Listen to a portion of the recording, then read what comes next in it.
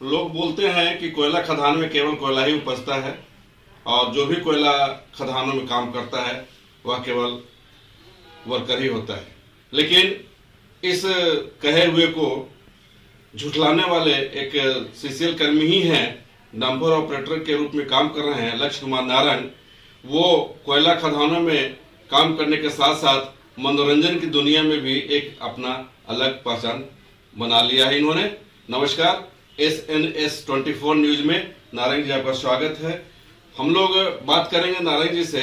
इनका पूरा नाम लक्ष्य कुमार नारंग है और ये सीसीएल में काम करते हैं और सीसीएल में काम करने के साथ ही इनको काफी शौक है मनोरंजन की दुनिया का कि भाई उसमें हम लोग जाएं। गीत संगीत का हमेशा ही रहे हैं ये प्रेमी और 1990 से इन्होंने नारंग म्यूजिकल क्लब का विधिवत तौर पे स्थापित किया है इसको और उसके बाद से हमेशा बच्चों को गीत संगीत का ये देना सिखाना लोगों को। अभी तक इनके क्लब से नहीं तो सैकड़ों लोग निकले हैं जो कहीं न कहीं जाकर के बेहतर पोजीशन में है।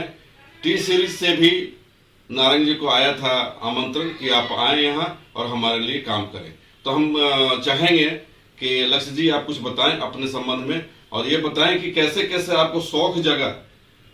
भाई कोयला काम कॉलोनी में काम करते करते कैसे शौक जगा आपको कि आप जो है मनोरंजन की दुनिया में आप आ गए, बताएं। धन्यवाद सत्येंद्र जी, नमस्कार। मेरा नाम लक्ष्य कुमार नारंग है और शौक तो मुझे बचपन से ही है। हमारे पिताजी इस लाइन पे थे, भजन कीर्तन करते थे और उन्होंने हमें इस लाइन पे उतारे कि कला के क्षेत्र एक ऐसा क्षेत्र है जिस क्षेत्र में आपको तन मन दोनों को खुश रख सकता है और शरीर के लिए भी अच्छी चीज है। यह सोच के उन्होंने हमें इस लाइन में लाया। हम लोग वैसे यहाँ अभ्यास उस समय से शुरू किए थे जिस समय एक छोटा सा रूम था जो मिट्टी का दीवार और खपड़ेल घर, तो उस समय शुरू किए थे उस 1972-73 पे और अभ्यासरत थे। फिर बाद में जैसे जैसे समय परिवर्तित हुआ हम लोग 1990 में विधिवत इसका एक ईंटे का दीवार देके सीट डाल के फिर इसको हम लोग थोड़ा चौड़ा किए, बड़ा किए और बड़ा करके इसको क्लब का रूप दिए। और उस समय जीएम साहब को बुला के, उस समय पीरियड का जीएम साहब का नाम याद नहीं है लेकिन उस समय जीएम साहब थे, उनको बुला के हम लोग इस क्लब को ओपनिंग किए और उस समय से चला आ रहा है क्लब।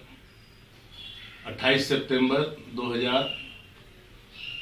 1990 से चला आ रहा है ये। तो 1995 में अचानक एक बार बुलाहट आया टी सीरीज कंपनी से कि आपका ऑडिशन लिया जाएगा। हम यहाँ से कुछ और भी कलाकार का लेके गए थे कैसेट वहाँ और वहाँ दिए, लेकिन उसमें चुना गया हमको ही। और गीत बहार कार्यक्रम उस समय चलता था हर बुधवार को 7:30 बजे से 8 बजे तक डीडी नेशनल चैनल पे।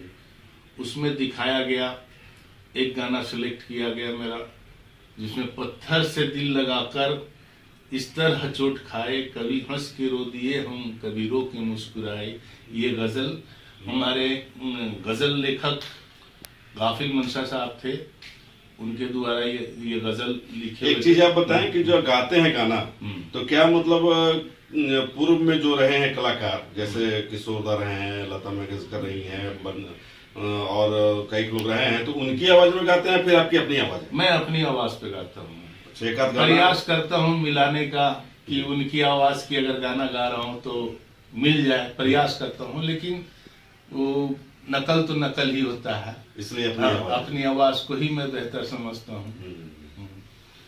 अच्छा, एक चीज बताइए कि आप जो है सीसीएल में काम भी करते हैं, आप इधर मनोरंजन की दुनिया में भी हैं, कभी आपको मुंबई बुला लिया जाता है, कभी जो है आपका खुद का जो है क्लब का कार्यक्रम होता है, फिर परिवार भी है, तो कैसे आप एडजस्ट करते हैं अपने आप को इन तमाम परिस्थितियों को देखते हुए? सारी चीज को ड्यूटी तो खैर करना ही है, कंपनी में काम कर रहे हैं तो वो तो करना ही है, उसके अलावा भी समय निकालते हैं इसके लिए, सारा चीज को देखते हुए करते रहते हैं, और इस चीज से करने से हमें बड़ी खुशी मिलती है और हम खुश हैं, और आगे भी करता रहेंगे इसी तरह जब तक शरीर काम करेगा तब तक। अभी दो गीत हम रिकॉर्ड किए बॉम्बे में, जिसमें मधुकर आनंद जी संगीत दिए। कौन सा गीत था वो दोनों? वो गीत का पहला गीत का बोल है, तुझको उड़ा के ले जाएंगे हम है झारखंड के लाल, वाह। ये गीत। दूसरा गीत है, रेलगाड़ी में तुझको बैठा के चलो कलकत्ता घुमा दे, ये गीत हमने लिखा था 2000 पे लिखा था, जब झारखंड अलग हुआ था उस समय लिखे थे। उसी समय और भी एक गीत लिखे थे कि झारखंड राज हमर सोना के नगरिया, एकरे में लोहा तांबा खेत फुलवरिया। वो भी गीत को हमने रिकॉर्ड किया और उसको भी यूट्यूब में चला रहे हैं। यूट्यूब मेरा चैनल है नारंग म्यूजिकल क्लब करके।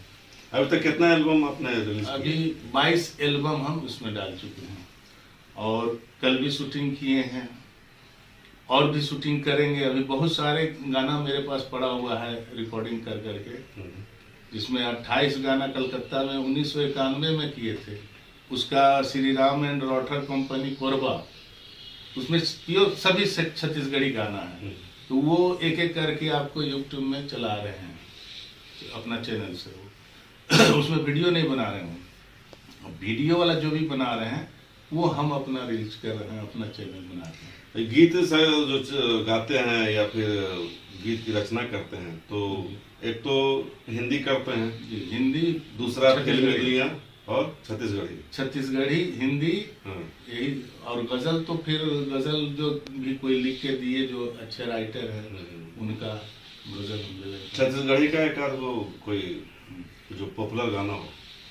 अभी हमने जो डाला है यूट्यूब में, उसी में से हम एक गाना, तै उड़िया बेरे मोर सुआना, तै उड़िया बेरे मोर सुआना,